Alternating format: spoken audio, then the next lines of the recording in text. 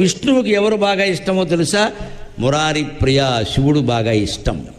ఇందులో పైగా ఇద్దరికి సమానంగా ఆంజనేయ స్వామి ఒక కాలు అటు ఒక కాలు ఇటు వేసేసి నేను శివస్వరూపుణ్ణి, విష్ణు భక్తుడిని, నేను ఇంత నిలువెత్తు విగ్రహాన్ని చాటి చెబుతున్నాడు మనకి. శివకేశవులు ఇద్దరూ సమానం కంటే హిందూ మతం ఇంకెక్కడైనా ఉందా?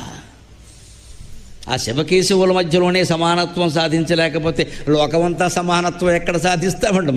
మనం కొలిచే దేవుళ్ళందరూ సమానమైన మనం నమ్మలేకపోతే నేను పూజించే దేవుడే ఎక్కువ అంటే నీ అహంకారం. ఇది ఎక్కడ నీ అహంకారం పట్టుకెళ్ళి నీ దేవుడికి పెట్టు, ఆయనకేం లేదని.